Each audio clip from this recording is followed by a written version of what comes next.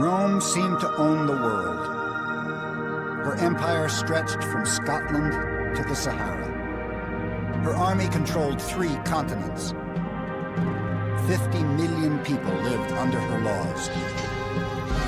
Rome's empire was the greatest political prize the world had ever seen.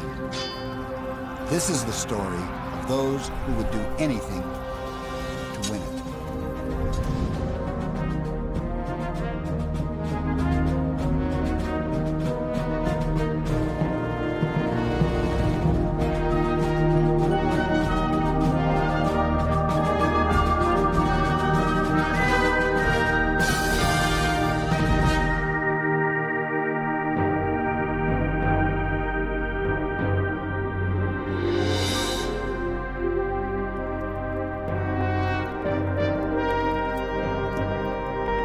It's a warm spring night in 82 BC, and Rome is struggling to control one of its generals.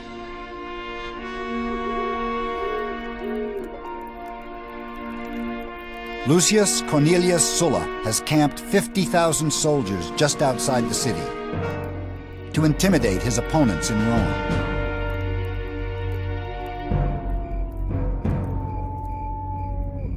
Sulla is a cunning politician and a brilliant general. He's returning from a successful 4-year campaign in the East and is used to getting his way. He meets with the Roman Senate and demands they give his soldiers land as a reward for their conquests. For the first time in Roman history, a general is bullying the government.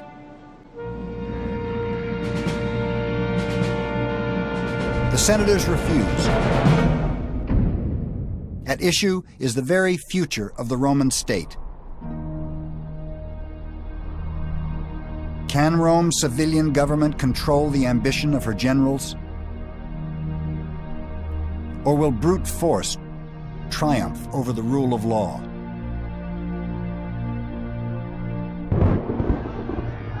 That night, Sulla posted his answer. Lists of his political enemies with cash rewards next to their names. Sulla had tried to persuade his opponents.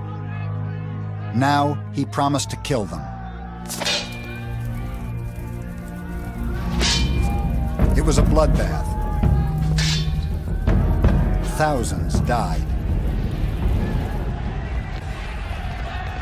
Husbands were slaughtered in the embraces of their wives, sons in the arms of their mothers. And those who were killed in the passion of the moment were as nothing compared with those who were just butchered for the sake of their property. Plutarch.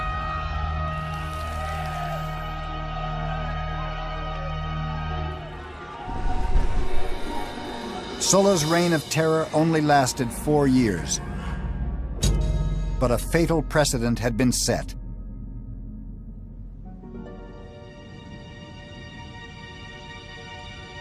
A general had returned from war and persuaded a Roman army to help him seize power in Rome.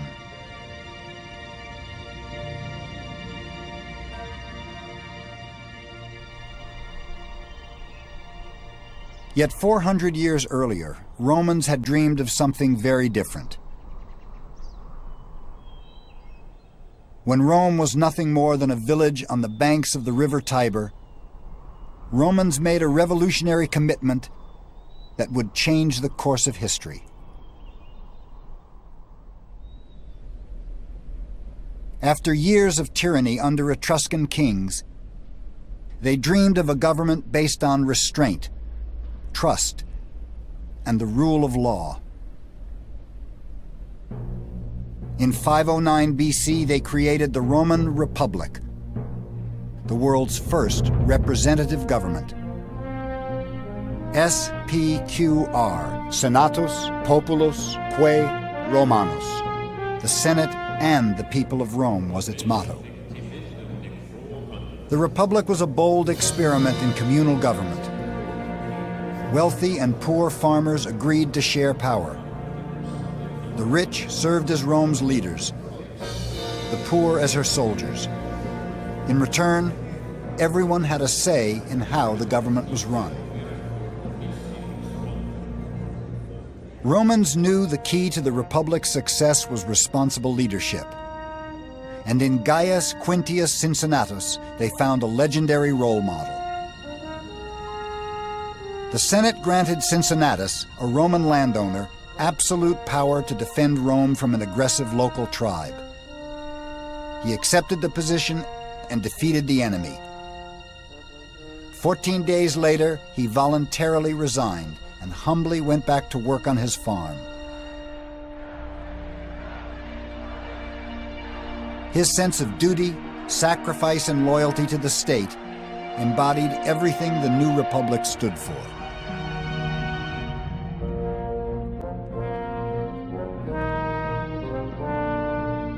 The Roman Republic has served as a model for Western democracies ever since. Everything from its public architecture to its political rituals is strangely familiar.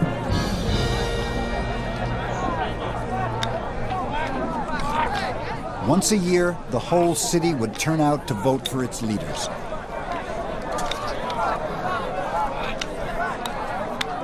Competition for the consulship, the most important public office, was intense. The election of a consul in the Roman Republic is like the election of the American president. You call people friends who you would not normally call friends.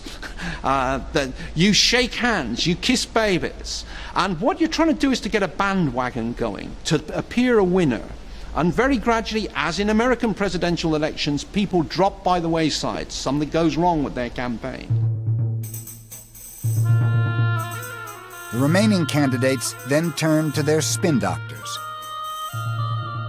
If it can be managed at all, there should be scandalous talk of character, about the crimes, lusts, and briberies of your competitors.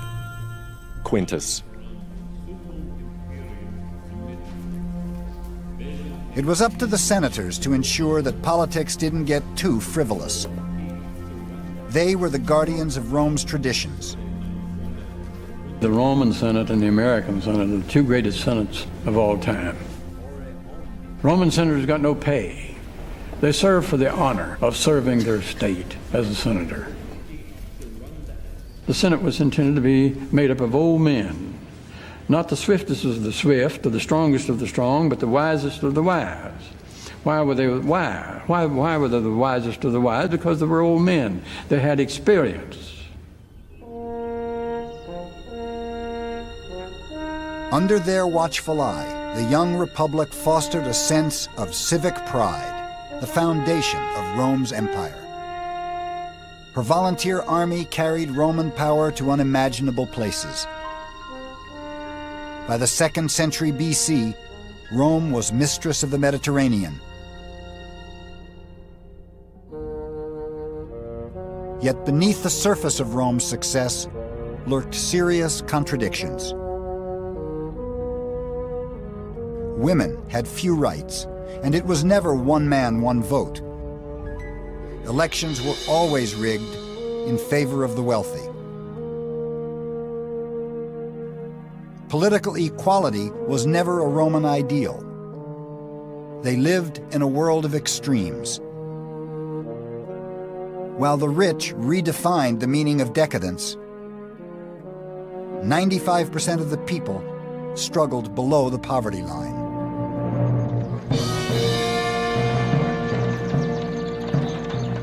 This social imbalance would fuel the most disruptive tradition in Republican Rome: patronage.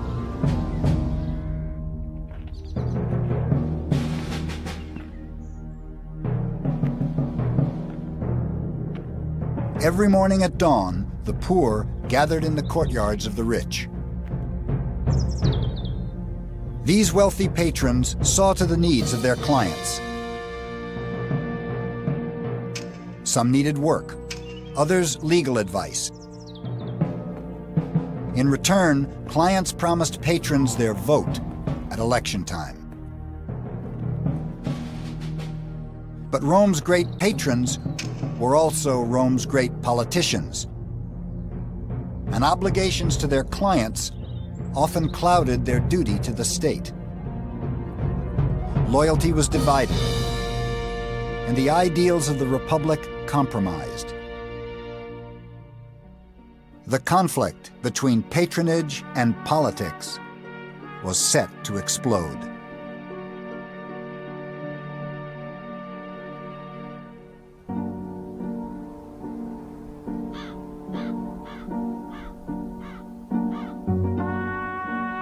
A small group of wealthy families ruled Rome.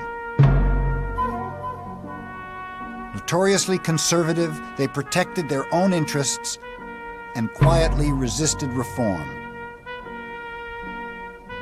until one of their own broke the code of silence. Tiberius Gracchus was born to privilege. Grandson of Scipio Africanus, conqueror of Hannibal, and son of Cornelia, an intelligent, ambitious woman who poured her ideals into her two sons, Tiberius and Gaius. She told him she was tired of being called the daughter of her father, Scipio. She wanted to be known as the mother of her sons.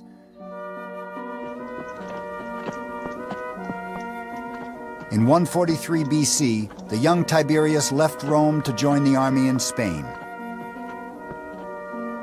It was a very disturbing journey. While Tiberius was traveling through Italy, he saw for himself how the country had been deserted by its native inhabitants, and how those who tilled the soil or tended the flocks were barbarian slaves introduced from abroad. But it was above all the people themselves who did most to arouse Tiberius's energy and ambitions, calling upon him to recover the public land for the poor. Plutarch. The ambitious aristocrat had found his cause. In the 3rd and 2nd centuries BC, the Roman Empire had more than doubled in size. The conquering soldiers were still volunteers, poor Roman citizens who owned small farms. When the Roman Empire was small, this citizens' militia had worked well. Men served for only part of each year, coming home regularly to work their farms. But getting home to harvest became impossible as the empire grew and armies were conquering faraway lands in Africa or Asia or Northern Europe. If you're serving abroad for years and years in a long process of imperial conquest, the result is that when you put down your sword at the end of the campaign, there is no ploughshare left, because your brother nicked it ages ago, and it wasn't just your brother, it's the big landlord next door who's extended his estate. So that you do have very large numbers of people who don't have land to return to.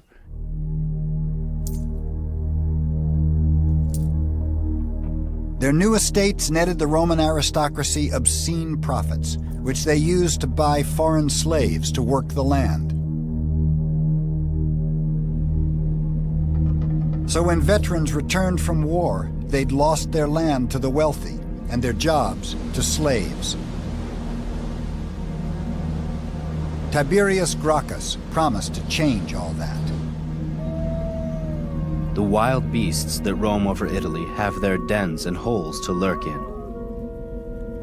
But the men who fight and die for our country enjoy the common air and light and nothing else. It is their lot to wander with their children, houseless and homeless over the face of the earth. The truth is that our soldiers fight and die to protect the wealth and luxury of others. They are called the masters of the world, but they don't possess a single clod of earth which is truly their own. Gracchus.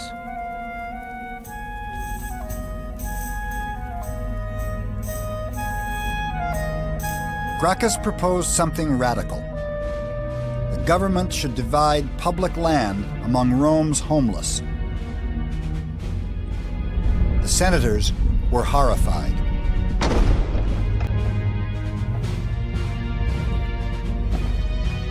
His plan threatened their own huge estates and also their political livelihood. If passed, it would make Tiberius Gracchus the patron of Rome's massive underclass. He'd be the most powerful man in Rome.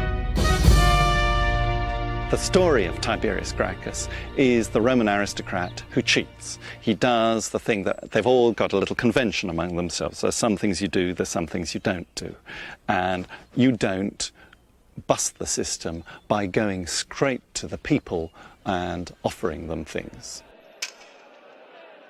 You can see it as breaking a system of patronage. The Roman elite panicked. A group of senators confronted Gracchus as he was speaking to his supporters.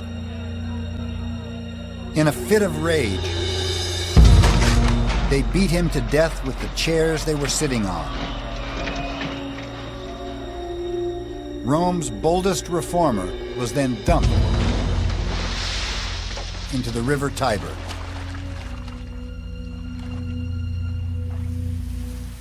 Yet Gracchus had revolutionized Roman politics. By championing the needs of the poor, Gracchus had shown how an ambitious aristocrat could outmaneuver his conservative peers. But people power would do more than divide Rome's leaders. Ultimately, it would threaten the Republic.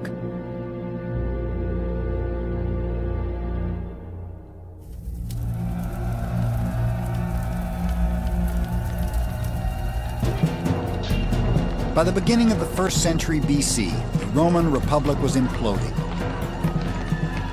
Roman values were under siege. Slave revolts stunned Sicily and Italy. Something had to give. The collapsing republic found an unlikely supporter. Born in a wool-dyeing shop in central Italy in 106 BC, Marcus Tullius Cicero dedicated his life to opposing the greed and violence that threatened his world. He was a self-made man, earning a name for himself as an orator and lawyer in Rome, relying on his eloquence and intelligence to outwit wealthier opponents. Cicero believed the key to the Republic's future was in her past. There, Cicero saw the image of Cincinnatus and the ideals of restraint and self-sacrifice he embodied.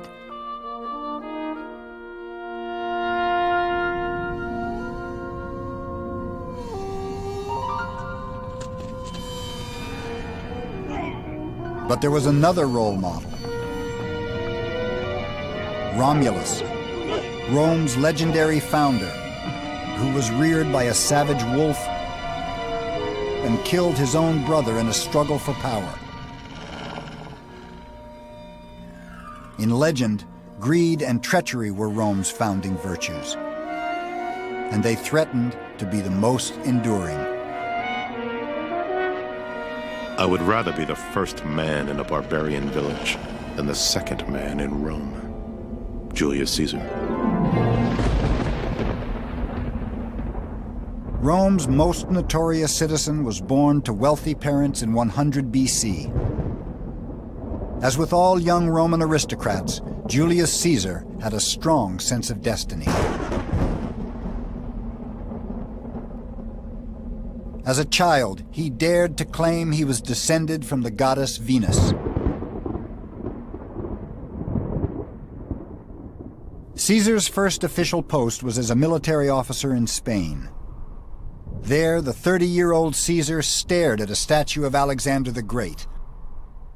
How had he achieved nothing, he wept, when at his age, Alexander had conquered the world?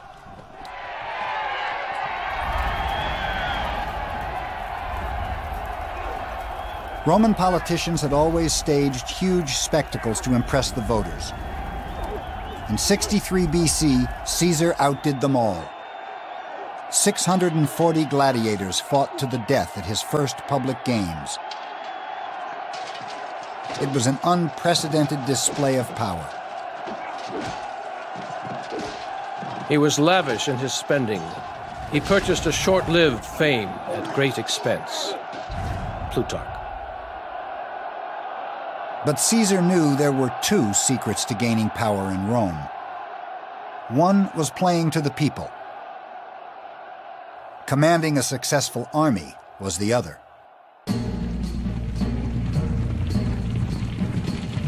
In 59 BC, Caesar became military commander over Gaul, modern-day France.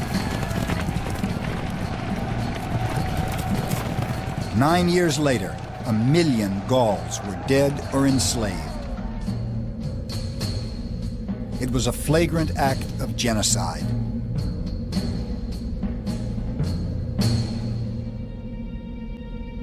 Caesar would now summon the ghost of Sulla, Rome's first warlord. Like Sulla, Caesar was returning from war with an army loyal to him, not Rome. Like Sulla, Caesar wanted something the Republic could never allow. In January 49 BC, Caesar committed the ultimate act of treachery. Following in Sulla's footsteps, he persuaded a Roman army to cross the Rubicon and march into Rome. The monstrosity of Caesar's character is concealed in his gay and friendly manner.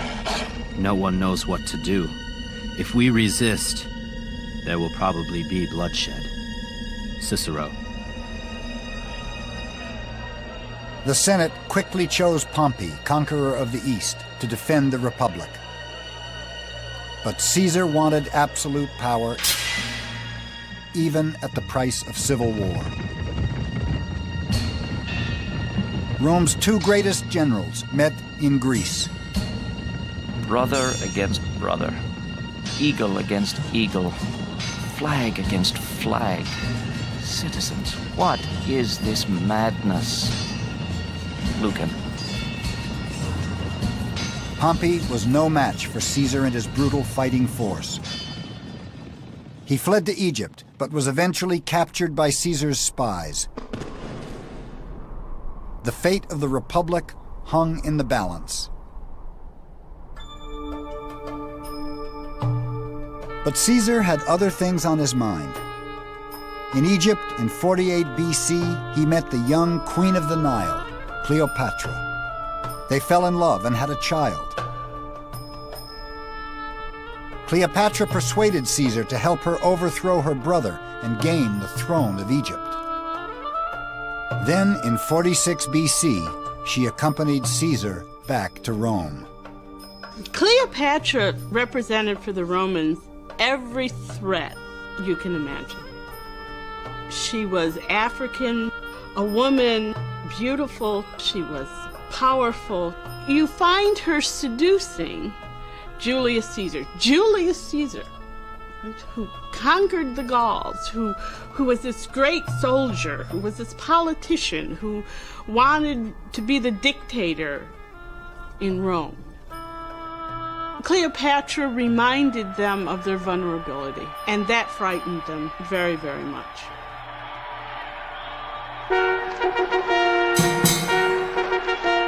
Vulnerability was not something Caesar understood. Veni, vidi, vici. I came, I saw, I conquered, was the motto of his dazzling return to the city.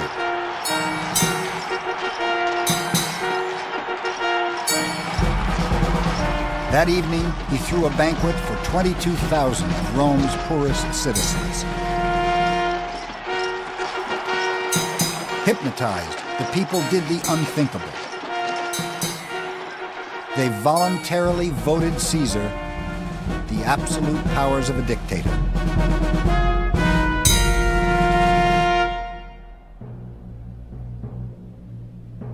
Caesar then shocked everyone. He used his total control not for revenge, but social reform. Like Gracchus, Caesar gave the Roman poor what they wanted. He made sure no Roman citizen ever went hungry. He gave grain to the poor and land to his soldiers, paid for by himself. Caesar, the benign dictator, was incredibly popular.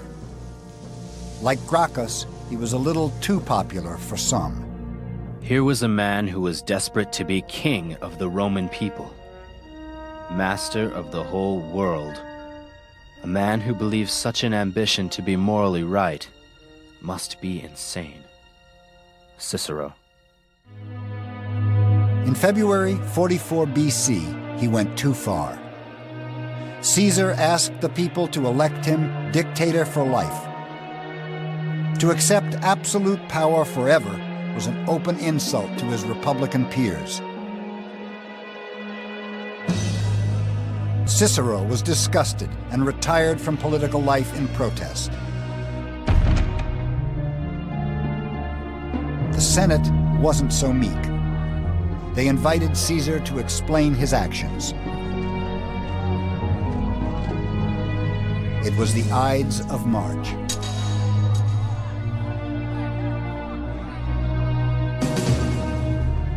By mid-morning, the crisis was over. At the foot of a statue of Pompey lay Caesar's body, stabbed 35 times. Rome's poor were outraged. At Caesar's funeral, they lit torches from the pyre and set fire to the houses of the assassins. That night, a comet blazed across the sky. It seemed an omen. Julius Caesar, the champion of the poor. The citizens of Rome declared him a god. That changed everything. For the poor had made it clear they valued the gifts of a dictator more than the empty promises of a republic. You could get rid of Caesar, but you couldn't get rid of Caesarism. As Cicero says at one point, it's a strange thing, we've killed the man and confirmed everything that he's done, because you couldn't do away with it. And in fact, those last years after Caesar's murder are not about the destruction of the Republic. The Republic was destroyed by Caesar. It's simply about who's going to replace Caesar. Two rivals came forward to vie for the dead dictator's absolute power. Octavian, Caesar's 18-year-old son-in-law and heir, and Mark Antony, Caesar's closest friend and ally, no stranger to the politics of intimidation. In 43 BC, Antony raised an army and surrounded the Senate. The Republic was once again under siege. Cicero came out of retirement to attack Antony. He thought Octavian was the Republic's last chance. Cicero confronted Antony in the Senate. Your ambition to reign is as fierce as Caesar's. I would gladly offer my own body if my death could redeem the freedom of our nation. Antony took Cicero at his word, and 2 months later, his thugs murdered the Republic's boldest defender. His hands were cut off and put on public display in Rome. Its conscience dead, the Roman Republic was in crisis.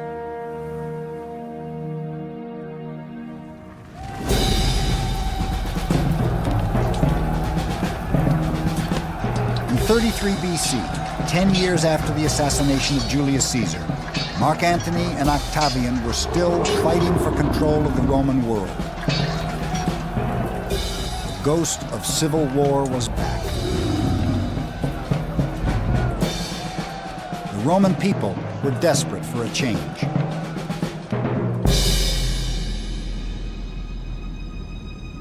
The rule of a single man is the only remedy for a country in turmoil.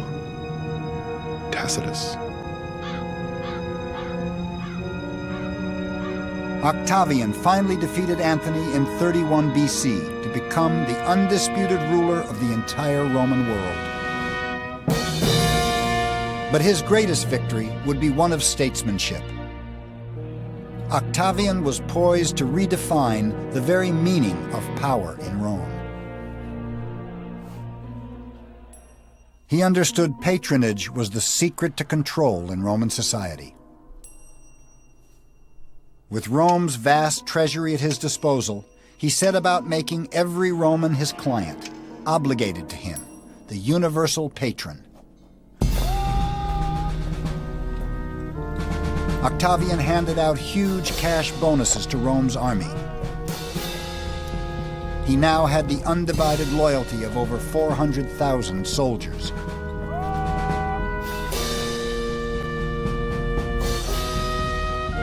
He then played to the people like never before, increasing the grain handout and building huge aqueducts to bring fresh water to Rome's poor. Octavian then focused on the most important ritual of all. He staged the most lavish games Rome had ever seen. Wild beasts and gladiators fought for days in the packed arena. Seduced, the people voted him all the power he asked for. The Roman Senate then stunned everyone. In 27 BC, they allowed Octavian what they had denied Caesar, the constitutional right to absolute power for life. Octavian took the name Augustus, the sacred one. Rome, once a bastion of open government, had willingly become an empire, ruled by a single man.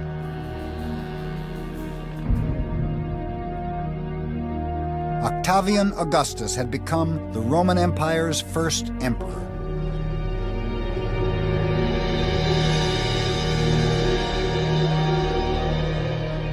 "2,000 years later, Benito Mussolini, Rome's last fascist dictator, styled himself on Rome's first emperor in revealing ways. Like Augustus, Mussolini seized power by force. Like Mussolini, Augustus forced a consensus through intimidation. But for the vast majority of people in the Roman Empire, that didn't matter. For them, Augustus was a savior. He offered the peace and stability they had craved for nearly a century. From the Atlantic to the Euphrates, from Spain to Syria, people were free to think about something other than war. It was the Pax Romana, Rome's golden age, the longest period of peace Europe has ever known.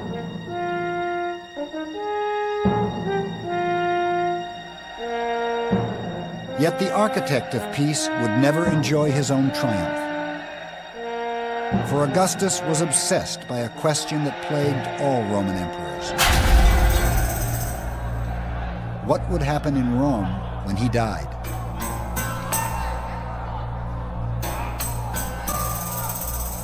The dilemma of dynastic succession would haunt Augustus for the rest of his life.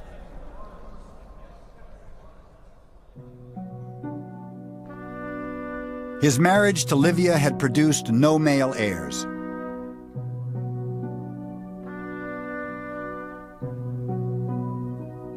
The burden of producing one fell on his young daughter, Julia. Augustus carefully selected her partners. Julia was married first to her cousin, Marcellus, but he died tragically at the age of 19.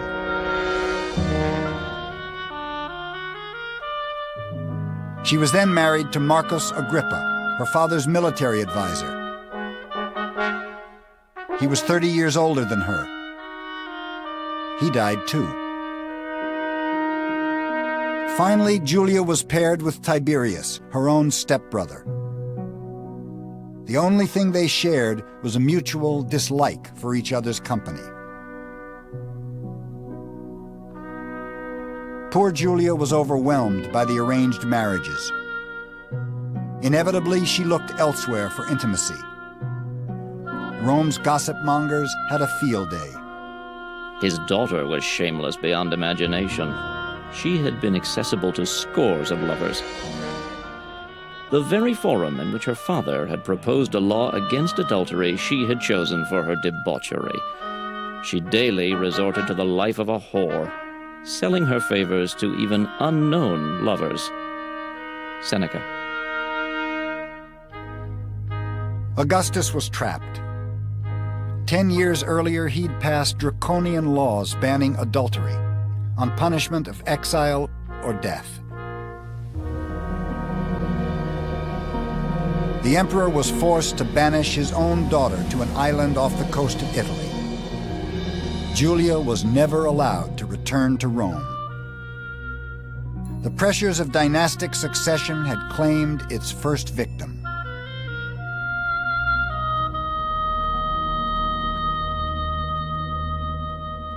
Rome's first emperor eventually died in 14 AD at the age of 76. He'd ruled Rome peacefully for over 40 years. I restored, I completed, I built, I gave. Augustus.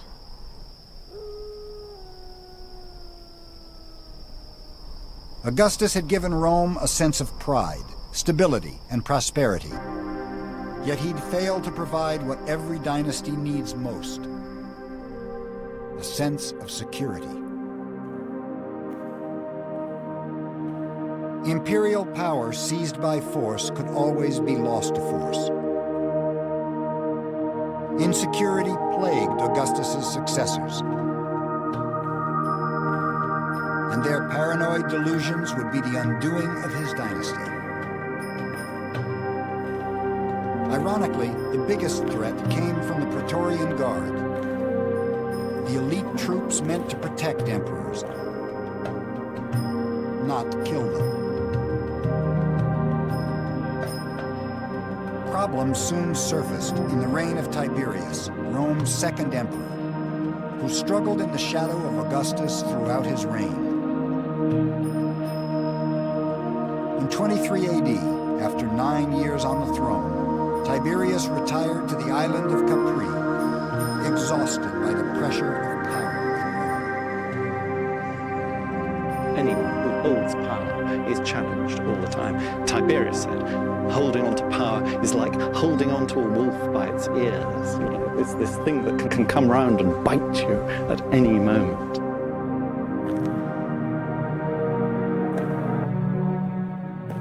Tiberius left Rome in the care of Sejanus, his trusted Praetorian commander.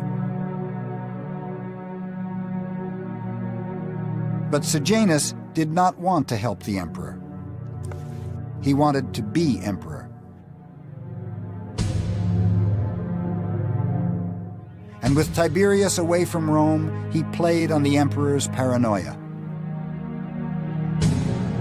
Sejanus told Tiberius conspiracies existed all over Rome, but they were just a smokescreen to justify the murder of anyone who stood between him and the imperial throne. He even imprisoned the emperor's family. Oblivious, Tiberius made Sejanus his co-consul in 31.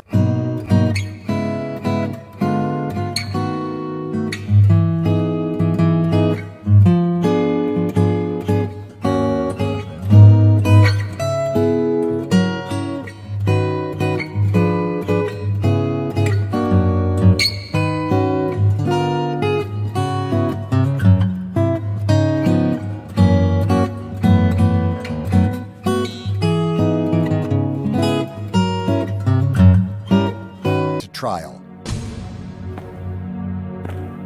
His treachery highlighted a fundamental problem in imperial Rome.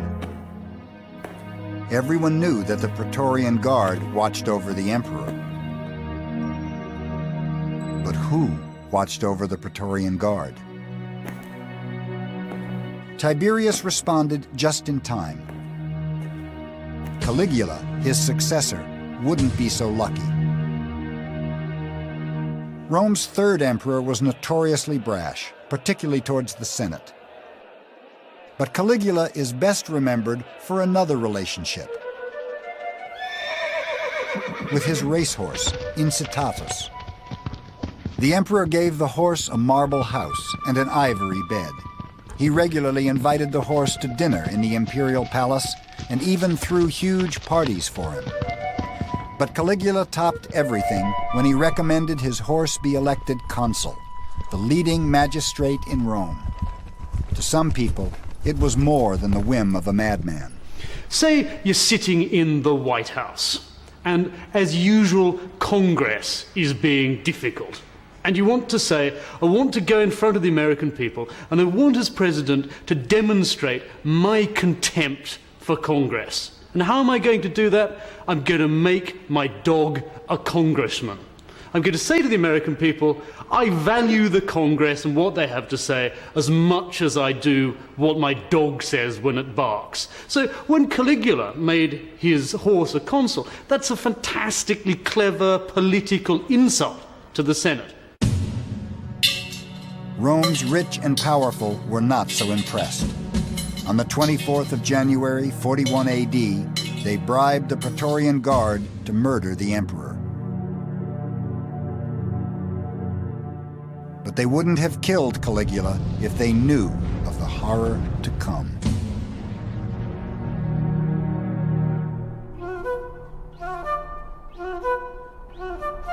By the middle of the 1st century AD, Romans thought the worst had passed. Yet Nero, Rome's 6th emperor, would change all that.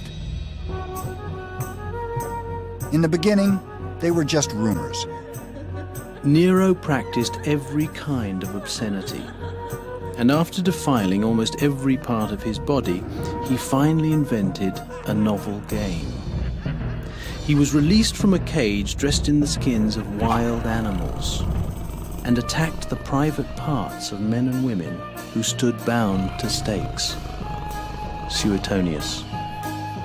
Had imperial power gone mad? Romans see their past as this mixture of heroes and villains. And don't forget, it's senators who are writing the history. This history is not straight reportage of objective fact. This is a political battle between the aristocracy and the emperors. It's in the aristocrats' interest to belittle emperors. They can't belittle them while they're alive. They belittle them while they're dead. But Nero was as much a victim of imperial power as its villain.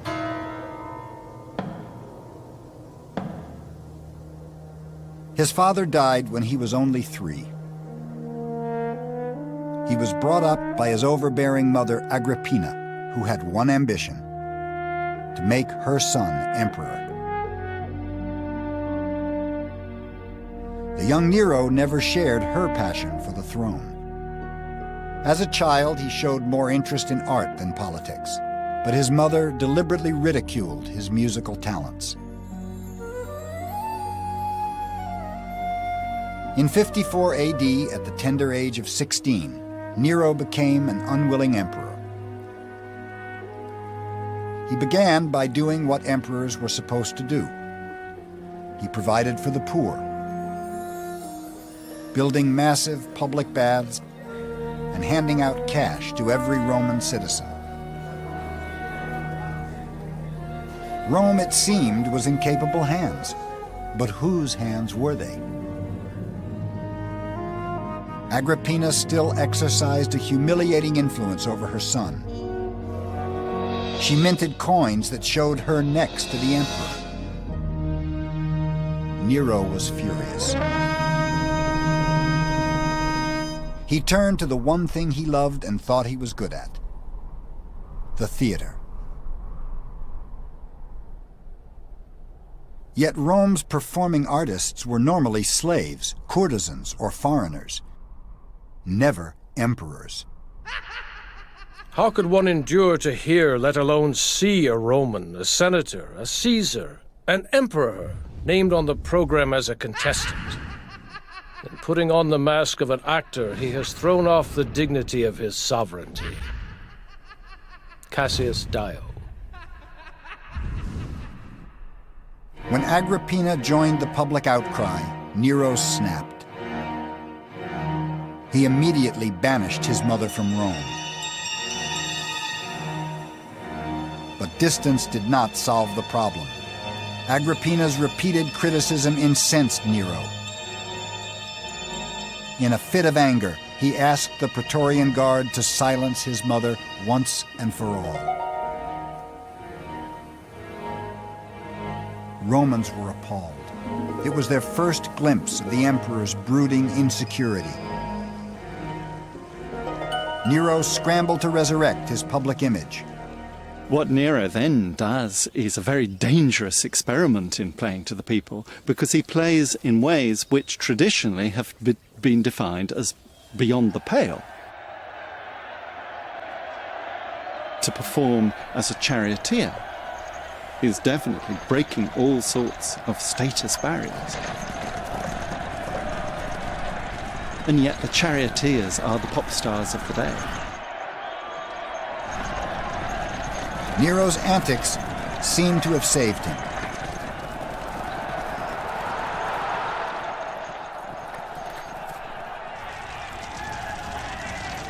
In 64 AD, a huge fire swept through Rome, destroying a third of the city. Half the population was left homeless. Nero's response was equally tragic.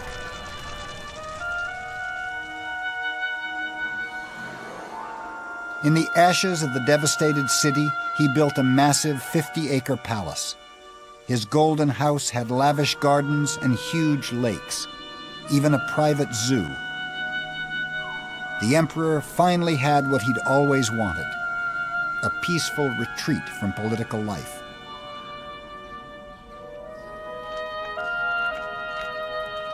Rumors quickly circulated that the emperor had intentionally started the fire to clear space for his new palace. Nero panicked. He frantically searched for a scapegoat and settled on an obscure cult that had recently arrived in Rome.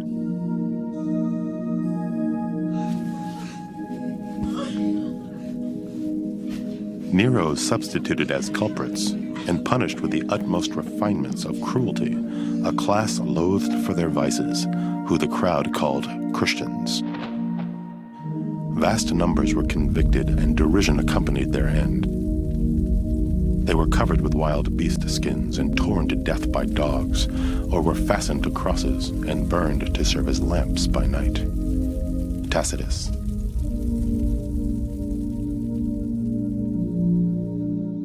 Most Romans felt sympathy for the victims. Nero's propaganda exercise had clearly failed.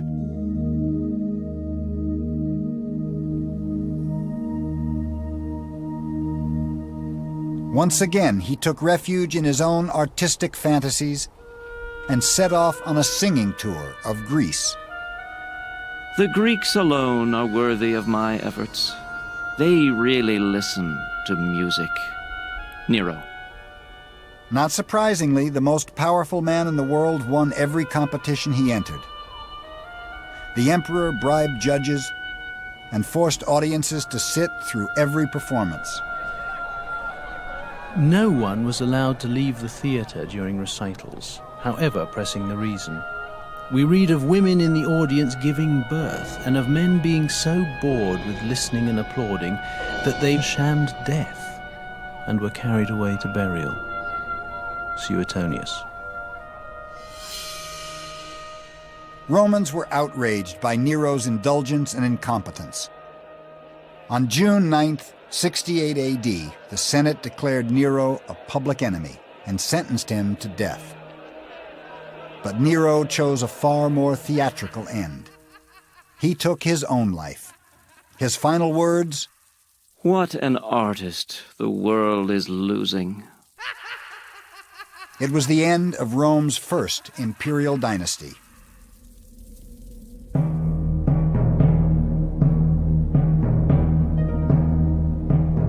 Augustus had ruled with restraint. Tiberius had ruled with indifference. Nero hadn't really ruled at all.